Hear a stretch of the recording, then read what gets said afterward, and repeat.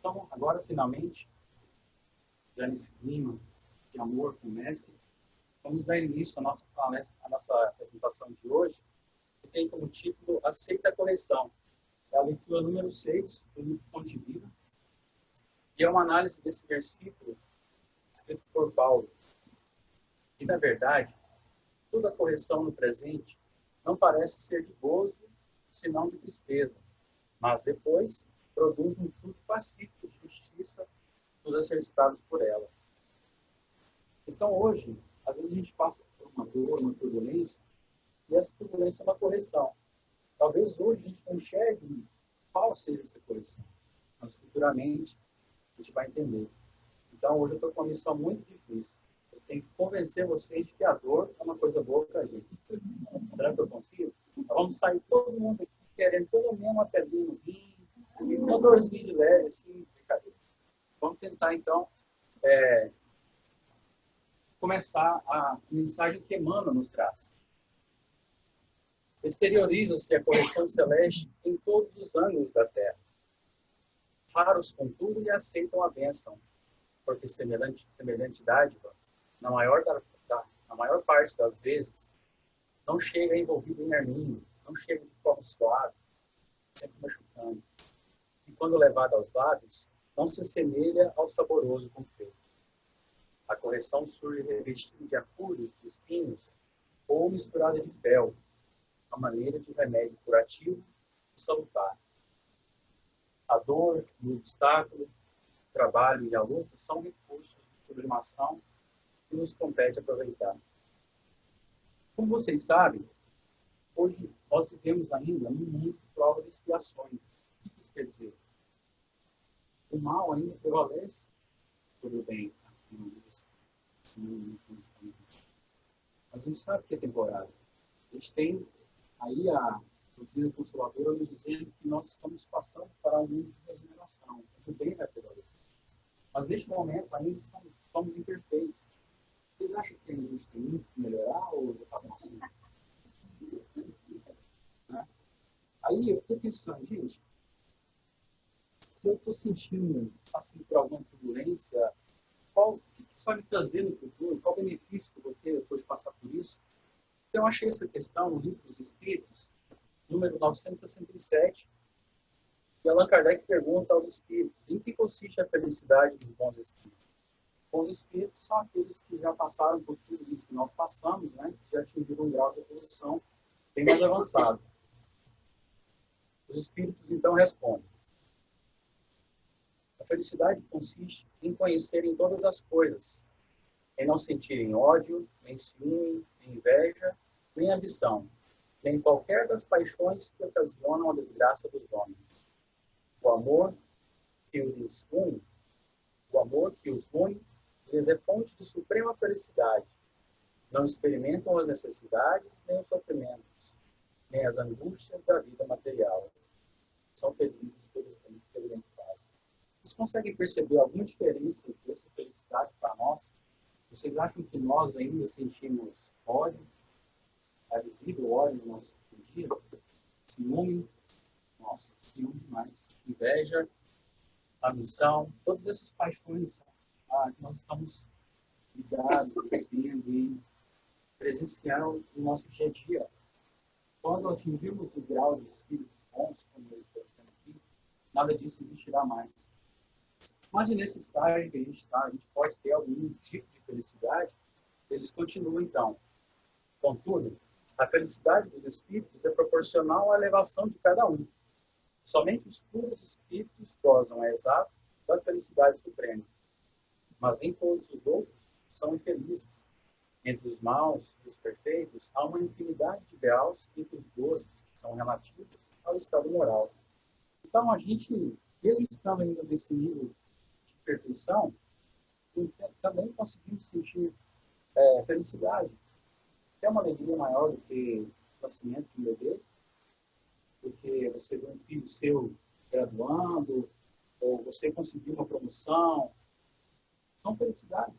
São relativas, são dessa vida, são momentâneas, mas são felicidades. Um casamento, né? A chegada de uma pessoa que estava distante, né? Não vai chegar nesse ponto de história. Eu já estou feliz, tá vendo? Beleza. Então, essa é uma felicidade que a gente está buscando, né? Mas ainda a gente está vivendo esse momento de transição planetária. Quais são as marcas desse momento de transição? Perda do sentido da vida, vazio existencial, aumento nos índices de suicídio, aumento no consumo de medicamentos antidepressivos, calmantes, tudo isso por causa do materialismo. A gente ouve muito falar que estamos vivendo um momento mais drástico, mais dramático da humanidade. Eu acho que há 200 anos atrás eles também falavam isso. Mas hoje o nosso drama é esse, né? Por causa do consumismo, do materialismo, a vida perde o sentido. Então você não tem um sentido, sua vida não tem um sentido espiritual que vai além da matéria, você passa a ser insaciável. Ou você reclama porque você não tem uma coisa, você vê outras pessoas que têm uma vida abastada, cheia de prazeres materiais, você não tem, você reclama. Ou você reclama daquilo que você tem. Você cria alguma coisa melhor. Então, o materialismo tem trazido grandes problemas para a evolução moral de nós, os espíritos aqui encarnados, né? Por isso a gente tem visto tanto o uso de medicamentos, medicamentos para dormir, para controlar a ansiedade, e os índices de suicídio, principalmente entre os adolescentes, algo muito grave, está sendo, infelizmente, bem recorrente. Então, o que está faltando para essas pessoas verem que esse não é o caminho, né? Por causa desse vazio existencial e da influência do materialismo no nosso dia a dia, nós podemos separar as dores em dois tipos: as dores provocadas e as dores não provocadas. As dores provocadas são aquelas provocadas pelos nossos excessos, imprudências e rebeldia. Do ponto de vista do Criador, são dores desnecessárias. Se alguns exemplos. Exemplos de dores provocadas por excesso: obesidade, alcoolismo. O que é a obesidade? Às vezes, a pessoa tem um outro distúrbio psicológico que leva a comer descontroladamente e leva à obesidade, né? Isso é uma coisa que ninguém quer ser obeso voluntariamente, né? Às vezes é um distúrbio, eu não sou nem um especialista, mas pode levar. O alcoolismo também é a mesma coisa, é o uso abusivo do álcool, né?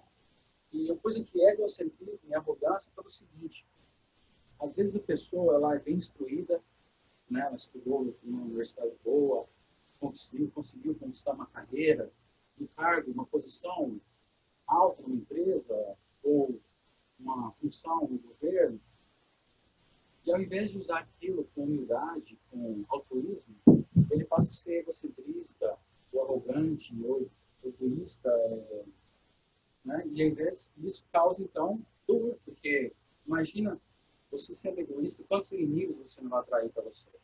Né? Você sendo racista, ou sei lá, todos esses riscos que a gente conhece, que são, às vezes, criações nossas. Se a gente soubesse lidar, não seria necessário a gente agir com essas coisas, com essas dores. E acidentes por imprudência, que às vezes a pessoa ela é tão inconsequente que ela, num acidente, ela perde um braço, uma perna, ou fica paralítico e tal.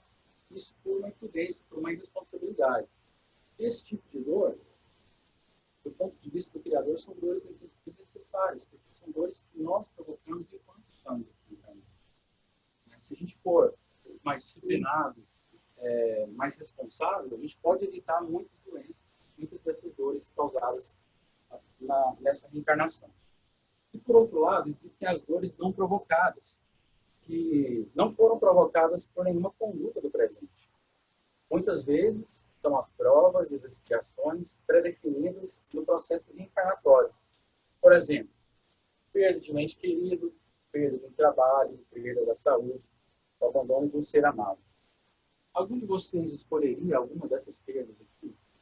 Todas elas são muito dolorosas, né? O que acontece é que, antes da gente reencarnar, existe um plano. Então, durante a nossa vida real, que é no plano espiritual, nós temos uma noção mais ampla de todas as nossas faculdades e também das nossas imperfeições. Por isso que quando a gente reencarna, a gente é preparado para aquele grupo familiar, para aquele tipo de condição social. Tudo isso é predefinido por nós mesmos, na nossa presença. Então, enquanto nós estamos aqui, essas dores elas não podem ser previstas por nós, não podem ser evitadas também, porque elas foram pré-determinadas. Óbvio que existem exceções, tá, gente? Dependendo do trabalho, da missão daquele espírito encarnado aqui, algumas dessas coisas podem ser mudadas. Então, nós, seres humanos, gostamos muito de listas. 10 atitudes para o sucesso, né? 7 razões para bons hábitos, né? Eu sou um cara muito generoso, eu trouxe para vocês uma lista de felicidade eterna. Não só desse eterna. Então, vamos tentar sair daqui convencidos de que essas dores, essas dificuldades que a gente passa por elas, têm algum propósito. E vamos ver se a gente vai conseguir enfrentá-las de maneira mais esperançosa, fé. Então, eu trouxe aqui 6 lições para aceitar a correção. A gente sabe que a correção, ele acabou de falar, né? Vem pela dor, pela luta, pelo trabalho. A primeira lição é que o ensino dos espíritos é o consolador prometido. E aqui existem várias referências na codificação de Allan Kardec. Eu tirei esse exemplo que está no Evangelho segundo o Espiritismo, capítulo 6, item 13. Que está no Evangelho de João. Porém, um Consolador, que é o Santo Espírito, que meu Pai enviará em meu nome, vos ensinará todas as coisas e vos fará recordar tudo que vos tenho dito. O Consolador prometido, gente, não há preocupação com o proselitismo. A diferença da mensagem espírita é que ela não tem um objetivo missionário. A gente não sai por aí pregando espiritismo, tentando convencer as pessoas que o espiritismo é o consolador prometido. Não. Ela simplesmente, o espiritismo é uma lei natural que sempre existiu. A codificação que é recente, que foi trazida por Allan Kardec, o primeiro livro publicado foi no Livro dos Espíritos, em 1857. Allan Kardec não era médico. Ele era um pesquisador, professor, e ele estudava várias áreas da ciência, e foi então que teve contato com o espiritismo, com as mensagens espíritas, com as mesas girantes, e ele viu que por trás daqueles fenômenos existia uma inteligência. Foi então que ele foi estudando, ele foi preparado para isso, e foi então que passou então, a existir a codificação espírita. Mas, lembrando que ela não tem essa função missionária de a pessoa, quando que vocês vieram aqui por vontade própria, ninguém foi obrigado a vir. Alguma coisa, alguma necessidade, uma curiosidade nos trouxe aqui. É assim que o espiritismo entra no nosso coração. E não é um privilégio somente para os espíritas. Tem como alvo consolar espíritos encarnados e encarnados. Então, nós temos esse privilégio de já ter tido esse contato com a doutrina espírita, essa doutrina consoladora. Cedo ou tarde, todos vão ter esse contato.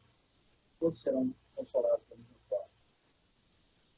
Em que sentido a mensagem espírita é consoladora? Ela nos ajuda, então, a analisar o propósito da dor. Se não houvesse nenhum propósito para a dor, Deus, que é o Criador, teria abolido a dor da criação. Se ele permite a dor, é porque ela possui algum propósito, alguma função e algum valor. O Espiritismo não vem nos consolar dizendo que a dor é ruim, mas nos mostrar o porquê da dor. Ele nos ensina a enxergar a dor como um grande instrumento pedagógico e de purificação das almas. O elemento consolador da doutrina não vem retirar a dor da nossa existência. Nesse sentido, concluímos que se Deus retirasse a dor da nossa existência, ele estaria nos dando um atestado que não nos ama. Então, eu pergunto a vocês, a partir do momento que vocês conheceram ou tiveram contato com a doutrina espírita, vocês deixaram de sofrer ao perder um ente querido? Eu acredito que todos nós já perdemos alguém próximo, e a dor existe, a dor se mantém ali. Então, o Espiritismo não vem tirar a dor, ele vem explicar o porquê dessa dor.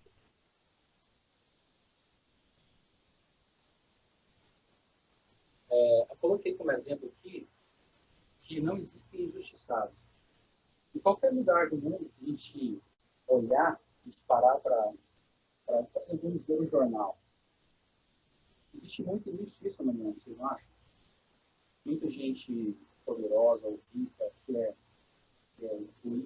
egoísta, quer aumentar a sua própria riqueza. Ou até mesmo a pessoa pode ser pobre, pode ser aí arrogante, prepotente.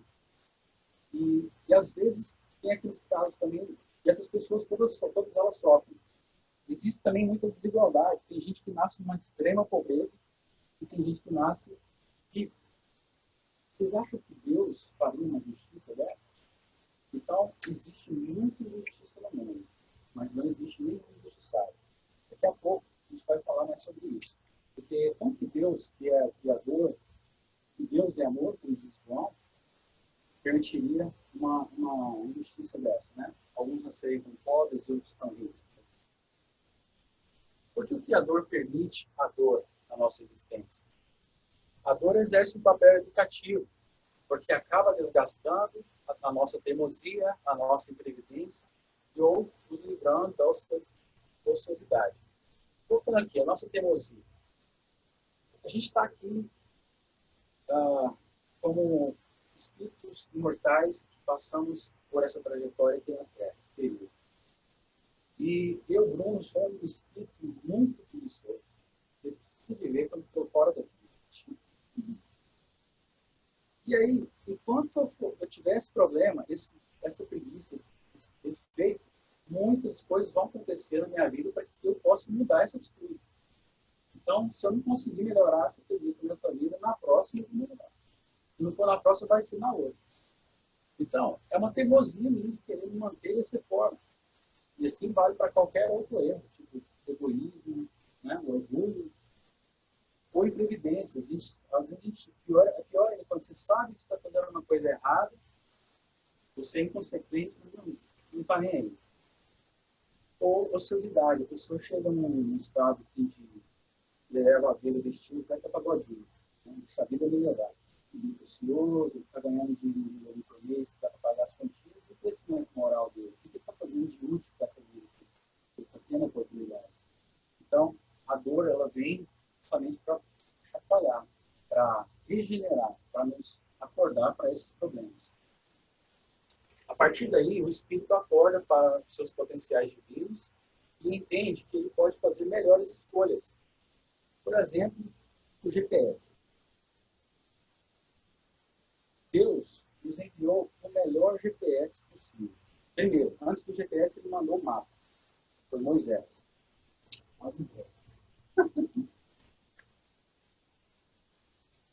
Deus mandou Moisés, a gente pegou o mapa ali, começou a seguir o caminho, começou indo bem, até que ele se perdeu. Aí depois ele mandou um GPS bom, aliás, muito bom, foi Jesus. Jesus veio para nos mostrar o caminho. Meu filho, me segue, vem comigo, que eu estou na frente, eu te levo. A gente vai conhecer o reino de Deus. Mesmo assim, você acha que ele se perdeu? Há mais de 2 mil anos ele veio, e até hoje a gente erra o caminho. Aí Deus foi mais generoso e mandou o Waze, que é um GPS melhor, porque ele é um GPS compartilhado. Não é? No Waze você tem ali onde tem acidente, onde tem tráfego, onde tem fogo bloqueado, onde tem polícia. Quem são os nossos seguidores aí no Waze? São os espíritos. Eles vieram primeiro, eles já fizeram esse percurso. Falaram, não vai por esse caminho, vai por esse.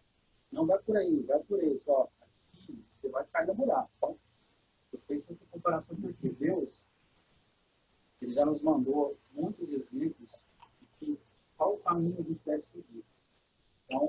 insiste em escolher o caminho mais difícil. Mas a gente sabe que existe um rumo certo e qual rumo a gente deve seguir. Lição 2.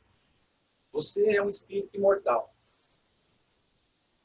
Está no livro dos Espíritos, capítulo 1, tem link no capítulo 5, link 22. Qual a diferença em saber que eu sou um espírito imortal?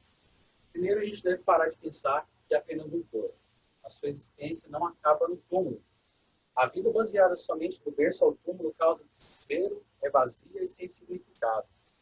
Qual o significado da vida? Qual o significado do amor para aqueles que acreditam que a partir da morte do corpo tudo se acaba? Por que você vai amar seu filho, abrir mão da sua vida, dedicar 100% a ele, se daqui uns dias você ou ele vai morrer, ou ele? Acabou? Tem um autor brasileiro que eu admiro muito, é um ser humano sensacional, Leandro Carnal. Ele já foi muito religioso, católico. Hoje ele não acredita em Deus e não acredita na vida após a morte. Ele é um cara assim, extremamente inteligente, sensato, publica vários livros. Imagina como é para essa pessoa viver pensando que a partir da morte tudo se acaba. Igual ele perdeu o pai e a mãe. Já imaginou, tipo, tem pessoas que você se inspira, que você ama, você quer muito mais ouvir, simplesmente está destruído. Então, a partir do momento que você percebe que você é um espírito imortal, tudo isso muda. Tudo isso faz sentido. O amor que você investe hoje, ele é eterno. Os espíritos que se amam, eles sempre vão estar juntos, seja nesse plano ou no próximo. Porque mesmo que um avance mais rápido que o outro, eles sempre vão querer estar conectados. Exemplo disso, André Luiz, a mãe dele e os pais, no livro Nosso Lar. E a mãe dele, que quando ele reencarnou, que ele descobriu que ela já estava muito acima, ela teve o amor de, eu quero voltar, resgatar o seu pai, e as pessoas que se atrasaram também, a encarnação junto com ele, tudo isso pelo amor. E quando você ama, você está conectado. Esse amor não se acaba com o fim. Então você é um espírito eterno. O materialismo é a maior causa dos sofrimentos da atualidade e vem causando a destruição de valores humanitários. Você é um espírito eterno com uma experiência física provisória. Sabendo que você é um espírito imortal, isso retira sua dor. A gente vai desencarnar aqui, mas você vai primeiro. Então, será que quando a gente perde um ente querido, uma pessoa que a gente realmente quer bem, eu sei que eu sou imortal, eu vou encontrar ela no plano espiritual, isso alivia minha dor? Continua doendo. Então, a certeza da imortalidade da alma não elimina a sua dor, mas retira o desespero. Sabe quando essa dor vai passar? Quando você também desencarnar e recalibrar esse espírito amado. Mas ela retira o desespero. Olha, a vida continua e eu não acaba. Esse exemplo ele é até contraditório. Que é o Chico Xavier, no dia que ele foi viajar de Uberaba para Belo Horizonte de avião, o avião começou a ter uma turbulência, as pessoas começaram a gritar, e ele tentando se manter calmo ali, até que ele percebeu que ele também era um ser humano, ele começou, vale-me Nossa Senhora, vale meu Deus. E aí continua esse desespero, e de repente Emmanuel apareceu para ele, mas Chico, o que está acontecendo? Por que você está gritando? Ele falou, mano, você não está vendo que a gente está vendo isso de vida? Sim, mas e daí? Mas, Chico, eu sou ser humano, eu não quero morrer aqui. As pessoas estão desesperadas, eu também estou. E Chico fala, e o Emmanuel fala para ele, então, morra com educação. Deu exemplos que você acredita na imortalidade, né? Então, ele conta isso de uma forma muito engraçada. E ele que é a maior prova, né, da existência da imortalidade da alma. Principalmente nos casos de dores não provocadas, a mensagem espírita traz a maior contribuição no que diz respeito à consolação. Todos estamos aqui de passagem por esta existência. Aqui não é ponto de partida nem ponto de chegada. É travessia. Da sua família espiritual, pelos quais você tem amor, uns vieram antes, outros depois. Uns voltarão antes, outros voltarão depois. é preciso criar resistência espiritual para esse processo. Então, você sabendo que você é um espírito imortal, não vai tirar a sua vida. Não te traz conforto, traz consolo. Porque você sabe que a vida não acaba com a morte do corpo.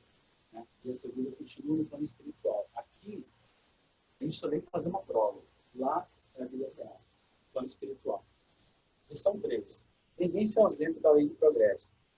Trouxe dois exemplos, um do Evangelho segundo o Espiritismo e outro do Livro dos Espíritos. Os artrópodes são um grupo dentro do reino animal. Esse grupo de animais, eles têm uma característica peculiar, que é a presença do exoesqueleto. Nós temos o endoesqueleto. Né? Nosso esqueleto é revestido pelo tecido muscular. Os artrópodes não, eles têm um esqueleto externo. Né? E dentro de vários artrópodes, tipo insetos, aracnídeos, crustáceos, a lagosta é um desses animais. Como funciona? A lagosta ela tem um corpo quase gelatinoso, ela cresce devagarzinho, e esse exoesqueleto ele vai se enrijecendo, né? Para que aquele corpo da lagosta fique protegido. Só que esse crescimento continua. O que a lagosta tem que fazer? Perder todo aquele exoesqueleto, se livrar daquela casca, nós vamos chamar de casca, mais fácil, e então dar origem a outro exoesqueleto. Vocês acham que esse momento é um momento delicado? Ela deve, né, procurar um refúgio, um lugar seguro, né, para passar por esse processo até ela adquirir uma proteção que vai permitir ela conseguir evoluir e crescer. E nós? Quais são as nossas cascas? São aquelas mesmas dores que a gente viu, que a gente passa por causa das nossas imperfeições.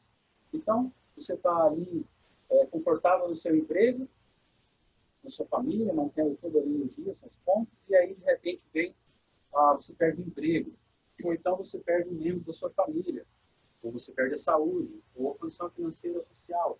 Tudo isso são as casas que a gente passa por elas, que a gente tem que deixar para trás, caso aconteça uma dessas imprevistos, você tem que continuar crescendo. E, na lei do progresso, ela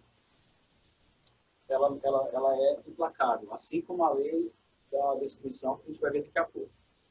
Então, todas essas estruturas têm função de propiciar crescimento até a próxima fase.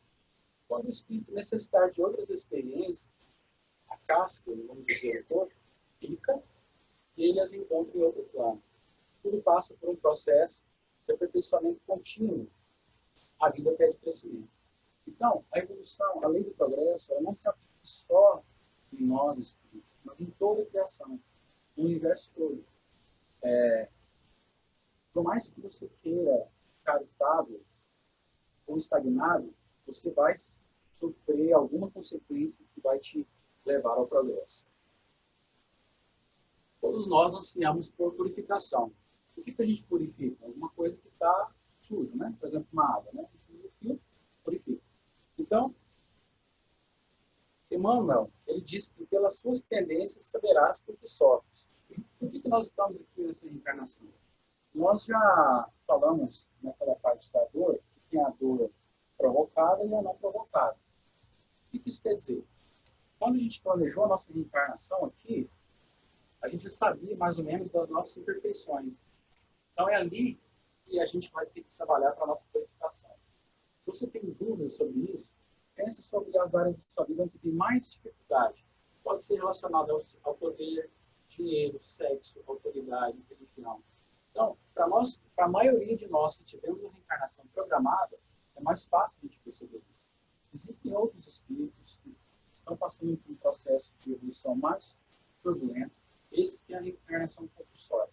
É quando o oficial de justiça chega na casa da pessoa e tem aquela condição coercitiva, né? Vamos comigo.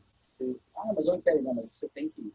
Né? Então, esses espíritos que estão passando por alguns transtornos e eles precisam de reencarnar, mesmo que eles não queiram. Mas eles também vão passar por esse processo de purificação. A lei da destruição é implacável. A lei da destruição dissolve nossos enganos. Às vezes as pessoas têm todas as ferramentas e os recursos que necessitam para terem uma vida feliz. Seja tanto por egoísmo, vaidade ou orgulho, criam barreiras que geram desequilíbrios emocionais e infelicidade.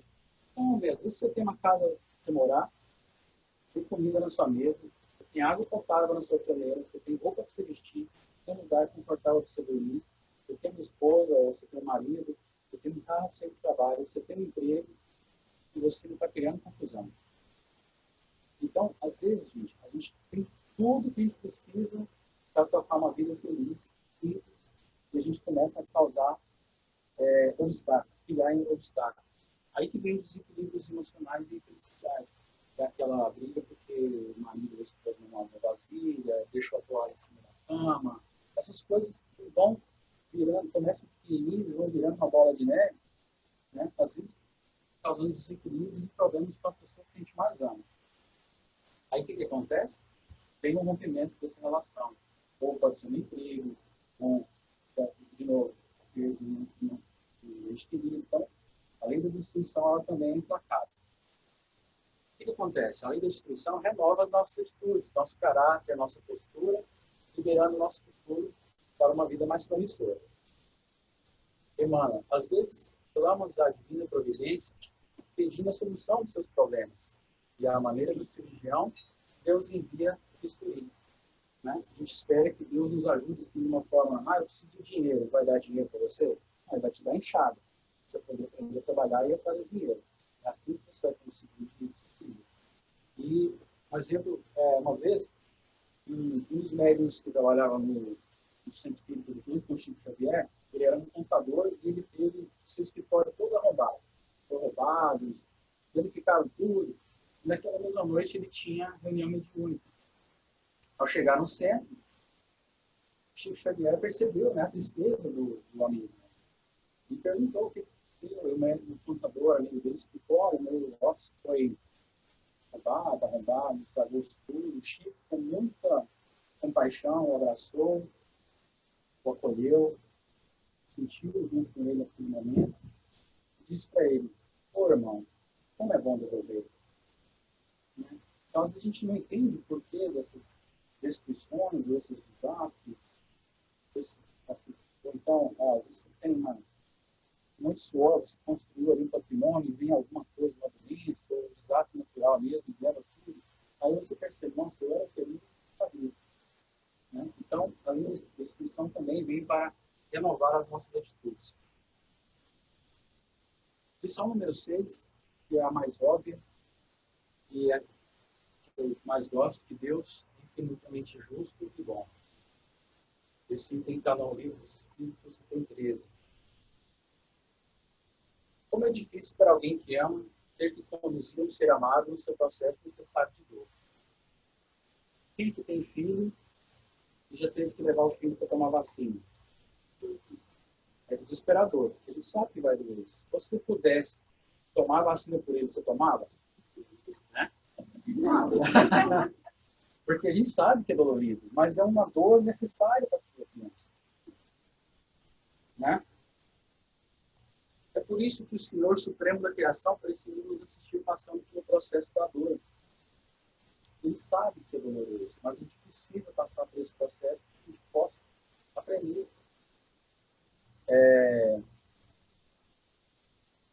Deus não está criando um espírito de cristal, mas um anjo de diamante, com uma estrutura psíquica capaz de enfrentar qualquer obstáculo. Jesus é a resistência espiritual muito acima da condição humana.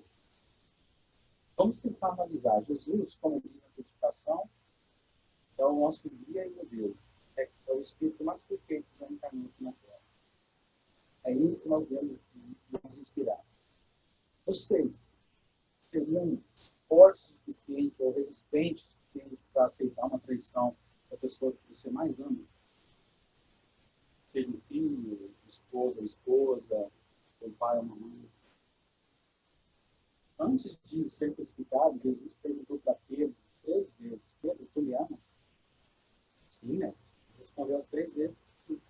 Na noite da crucificação, ele levou Jesus. 3 vezes. E isso, Jesus estava preparado para isso? Sim.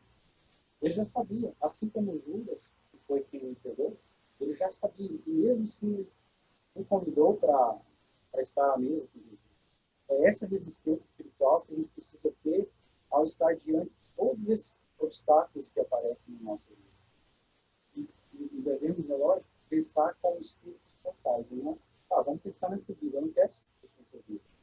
Então, começando por hoje, é que lá na frente a gente vai poder o resultado. Né? Então, Paulo disse na primeira epístola aos Tessalonicenses: em tudo dai graças, porque esta é a vontade de Deus em Cristo Jesus para todos. Jesus disse também: vinde a mim todos os que andam em sofrimento e vos achais carregados, e eu vos aliviarei. Tomai sobre vós o meu jugo e aprendei de mim, que sou manso e humilde de coração, e achareis descanso para vossas almas, porque o meu jugo é suave e o meu fardo é leve. Jesus sabe de todas as nossas dores, ele sabe do peso que a gente carrega, ele sabe das dificuldades que a gente precisa passar por elas. Só que ele enxerga a gente lá na frente. Fala, meu filho, pode vir, estou te estendendo a mão, a gente vai junto. São Francisco de Assis, ele estava caminhando numa noite muito escura e muito fria, nevando, mas assim estava aquela nevasca pesada. E junto com ele tinha um outro monge franciscano. Até que, depois de muito tempo, passar muito frio, eles chegaram no mosteiro. O monge fica no mosteiro, então foi mosteiro mesmo. Aí, ele bateu lá, aí o outro monge que estava lá dentro perguntou: quem é? Ele falou: é São Francisco. Mentira. Fechou a porta, deixou os dois lá fora. São Francisco virou as costas e começou a pular de alegria. E jogava na neve. E ficava feliz. E o outro monge falou: esse homem ficou louco. Não tem mais ninguém para ajudar a gente. Esse frio aqui, você aí, comemorando. E São Francisco falou para ele: agora, o nosso único recurso é Deus. Não tem mais ninguém. É Deus. Então, entrega a sua fé a Deus. Vocês acham que o recurso apareceu? Apareceu para ele? Óbvio. Senão, como é que ele teve que saber, né? Alguém teve que contar essa história, né? Então, só para recapitular, essas foram as 6 lições para a sua felicidade eterna. Olha só. Eu vou virar um coach espiritual. O ensino dos espíritos é o consolador prometido. Você é um espírito imortal. Ninguém se ausenta da lei do progresso. Todos nós ansiamos por purificação. A lei da destruição é implacável. Deus é infinitamente justo e bom. Então, vocês lembram que essa é a felicidade que os espíritos bons já vivem. E é essa felicidade que nós queremos para nós. Né? Sem ódio, sem ciúme, nem inveja, nem ambição, nem qualquer das paixões que ocasionam a desgraça dos homens. Não experimentam as necessidades, nem sofrimento, nem as angústias da vida material. São felizes pelo bem que fazem. É essa felicidade que a gente procura. Então, Emmanuel, na sua leitura do livro, a Fonte Viva, ele nos diz: a dor, o obstáculo, o trabalho e a luta são recursos de sublimação que nos compete aproveitar. Não perca, portanto, a tua preciosa oportunidade de aperfeiçoamento. E para que a gente possa tentar entender o que acontece quando a gente aceita essas correções, quando a gente sabe que Jesus não nos abandona, que Ele está sempre estendendo a mão conosco, queria dar esse presente para vocês.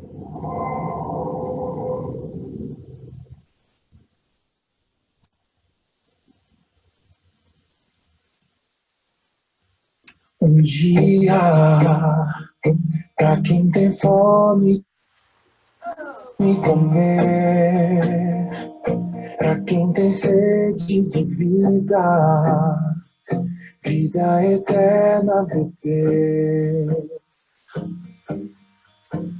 Um dia, pra quem pediu receber,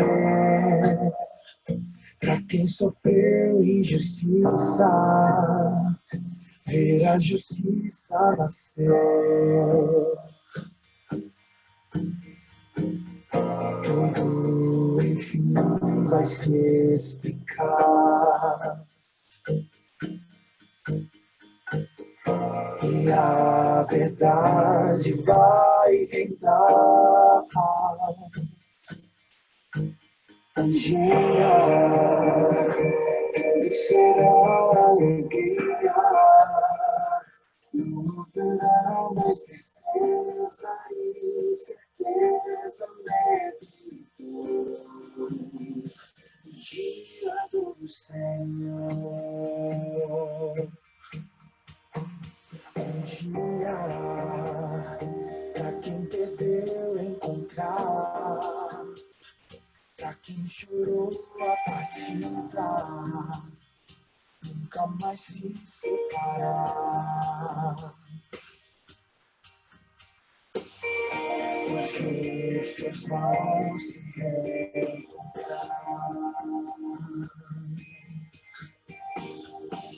E a morte não terá lugar. Um dia todo será alegria, não haverá mais tristeza e certeza perdoou. Um dia tudo será alegria, quando tu estás sobre as nuvens,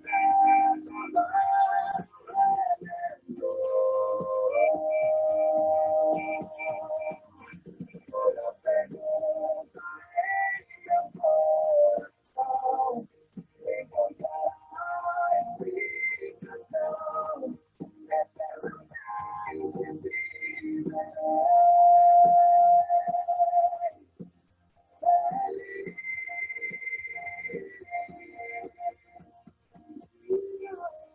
feliz. Tudo será alegria, não haverá mais tristeza e certeza perdida. Um dia tudo será alegria, quando tu estás sobre as nuvens,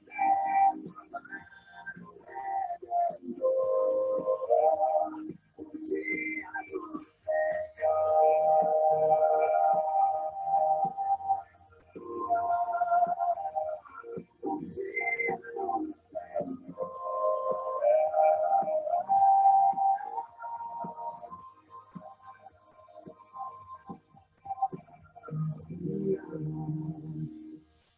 de toda agonia, entenderei que em tudo me guardou o teu amor.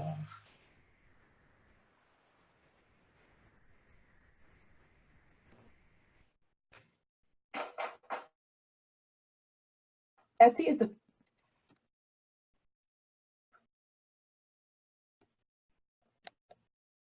Bem-aventurados os aflitos, porque serão consolados. Diante das aflições que a gente estiver enfrentando, vamos tentar agir dessa forma. Bem-aventurados os que têm ocasião de provar a sua fé, sua firmeza, sua perseverança e a sua submissão à vontade de Deus, que terão sempre aplicada a alegria e salto na terra, e depois do labor virá o retorno.